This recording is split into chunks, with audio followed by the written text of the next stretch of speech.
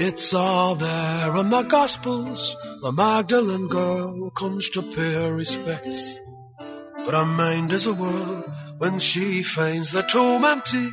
The stone had been rolled, not a sign of a corpse in the dark and the cold. And Look who just stepped into the studio, Sting. He goes by one name. Hi, Ro. Hello, Sting.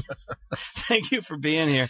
Great to be here. Thank you. All right. Well, Tuesday night was the opening of the play, the big one, the musical, the whole deal, the whole enchilada. Sunday night, you're in New York, you're at the Tonys, you're singing, you're getting ready for it.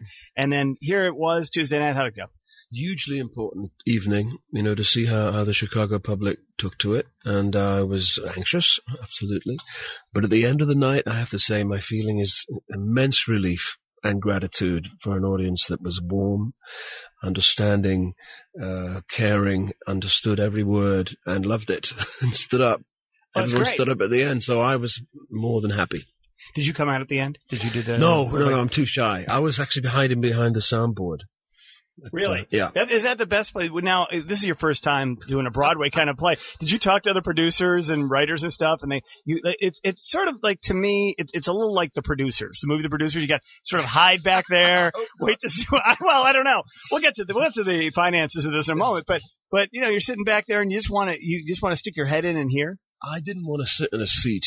I'm too restless. I felt like an expectant father, waiting for the birth. So I was kind of pacing and telling the sound guys to turn this up or turn this down, just to have something to do rather than just sit there. But as the evening progressed, I relaxed more. People were laughing in the right places and crying and joining in. So it couldn't have gone better. It really couldn't. It's great. So are you, as you're working here, so people should know this, this show, The Last Ship, is a very personal story for you. It's based on an album that you did, which was the concept of the album to also do this as a play. It's really about my hometown in the northeast of England. I come from a shipyard town. Mm-hmm. The end of my street was a shipyard, and some of my earliest memories of giant ships blocking out the sun and towering over the houses. So I was born in this very strange environment. I didn't want to end up in the shipyard. It was a very dangerous place, a very toxic place, and yet they built some of the biggest ships ever built on planet Earth at the end of my street. So we were both immensely proud of what happened there. Mm-hmm. And this is an allegory about what may have happened, after the yacht closed. So it's a gesture of about community. It's about community. And our hero here wants to leave his town, right, and go see what the world is like. He's a bit like me. He's not me, but he's a bit like me. So he's in exile. He leaves, and he has to deal with a lot of things when he returns. His father's dead. I won't give you another surprise. I'm not going to spoil the plot. But he has to deal with a lot of ghosts and has to really join the community again. And when you were writing this, was it originally designed as a concept album, or was it designed to do this? It was designed to be a play. I sort of lost the mojo to write songs, wondering, where they would go, because I didn't want to tailor songs for top 40 radio anymore. I wasn't that interested. Mm-hmm. So I thought, what about doing a theatrical piece that where I could write for other people, about other people, and put take me to the side, as it were. And that really stimulated my creative juices. So let's talk a little bit about that. It's an interesting thing. I think there's a lot of artists now who are not quite sure where the niche is anymore, right? I mean, it's because music, radio, isn't even the driver anymore. Nope. Downloads are the driver. And they're free. Right, exactly. Right. It's a lot harder to make dough. Although if you still get licensing, that's good. But is there where do you see, obviously there are stations that continue to play your music and play the Police music and all of that, but they're not going to take new product. I mean, you can go to every radio station in the country that plays you, and they won't put something new on. Right? I don't know what a successful model for the music business will end up as. I really don't. Streaming, perhaps, although we don't get paid enough for that. I mean, I'm not complaining. I've made a pot of money, but for younger musicians trying to make a living, you can either make a killing in this business, but you can't make a living. It's hard to make a living. It's an excellent observation. So you decided this is the outcropping of that thought process in your head, or you really wanted to tell this story? It's a very compelling story for me to tell, because it's in an allegorical way, it is about me. It is about me leaving a community, exiling myself from a community, and then having to find inspiration by returning. It's about returning home. Yeah. And now, speaking of this, now you're in Chicago. You're for 6-8 weeks, right? I'm here like a doctor, depending what the patient needs. If the patient needs a transfusion or a replacement, an arm replacement. We have a heart. We've definitely got a heart. Right. We have a big meeting today and see little things we might change. Mm-hmm. So, I mean, the audience has been the one part of the equation that's been missing. Without an audience, you don't know what's working, you don't know what needs fixing. And we got a lot of clues last night about things we can change. But generally, the feeling was very positive. So, is that hard for you, since this is so much a part of you? Were there moments when you watch the audience responding to this and you think, oh, I really wanted that to work and it didn't, or I was surprised at how well something worked? Most things worked extremely well. I mean, it was uncanny. It couldn't have gone better. I really have no complaints. Wow, that's great. I'm thrilled. So, all right, so you're here, and a lot of shows, Spamalot did this here. There's a lot of other great shows that have gone off to Broadway, and I think Chicago likes to think of itself as sort of an access point to a Tony Award win, sort of a year from now. Great? So when you were sitting, all right, you were there Sunday nights. You're in New York. You're playing the Tonys. Were you thinking, I hope a year from now I'm standing up on the stage? Does that mean anything to you? I've learned not to look up. I just treat every day as it comes. But my real thing was to get through the first night in Chicago, have people in Chicago appreciate what we did, and then move on to the next hurdle. But, we have another show tonight, another one the night after. Right. And it's got to be great every night. And people want to see this. And how much will it change, do you think, over the 6-week run here?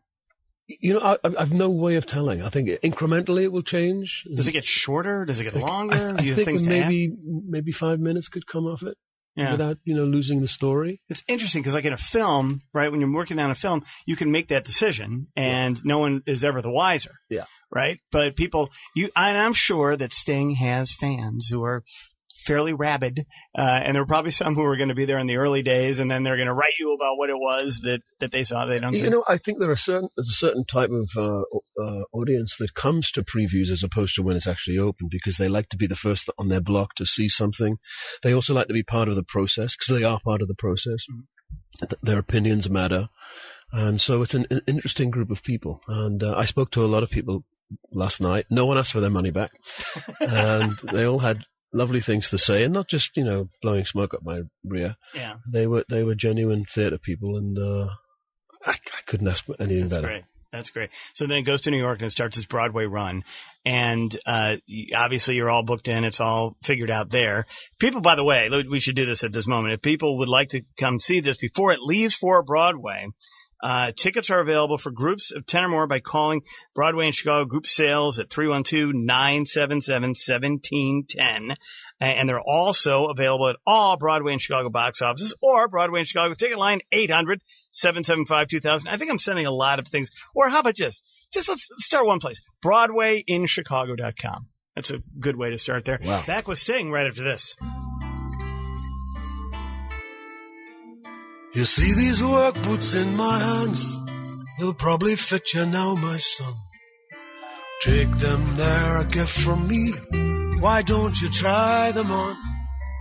It would do your old man good to see you walking in these boots one day, and take your place among the men who work upon the slipway.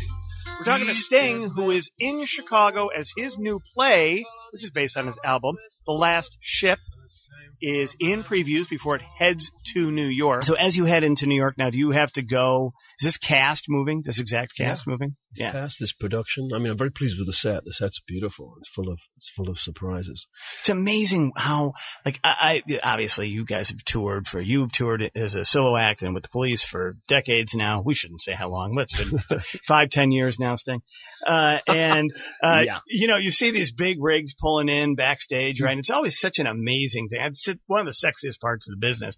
But in theater, it's the same deal, right? These gigantic rigs, and they have to move this really complex and sophisticated stuff, and it's enormously technical. I was, when we in rehearsal here in Chicago, I couldn't believe it.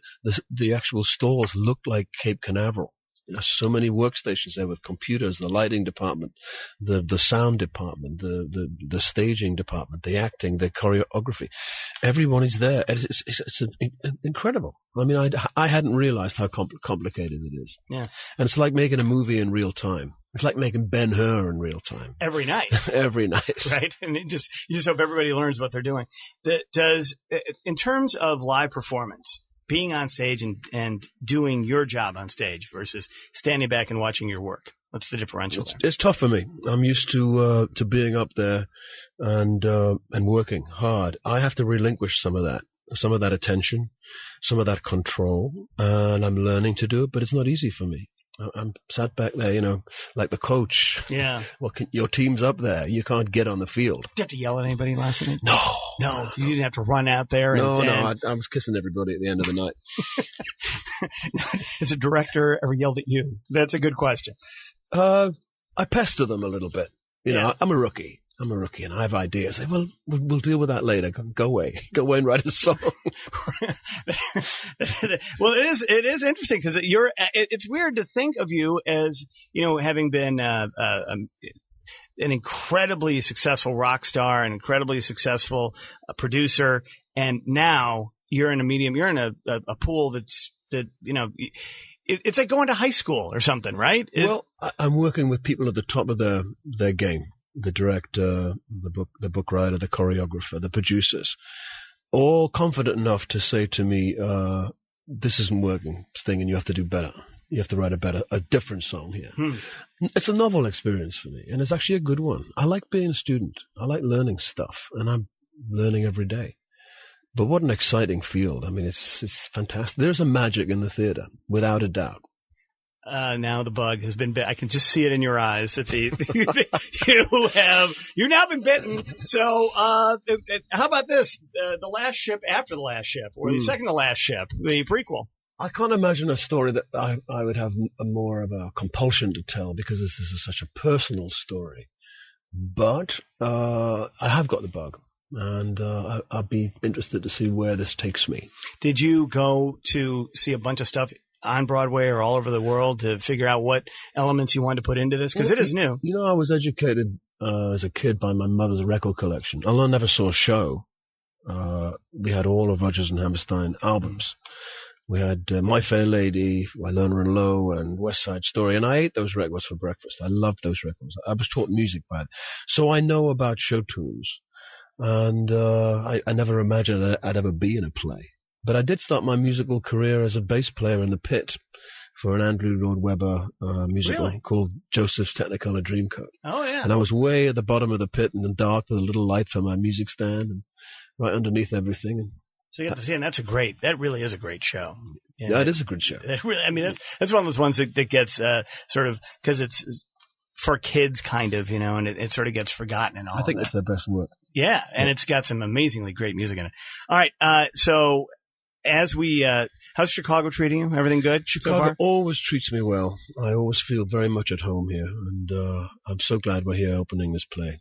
Yeah, and I think let's hope that from right here to a year from now, you'll be celebrating the Tony. You'll be thanking Chicago. Sting, I'm going to hold you to this. You'll be standing on the stage with the Tony in your hand, and you'll be demure, but you'll say, you know what? It all started in Chicago. Were it not for Chicago, I wouldn't be standing here right now.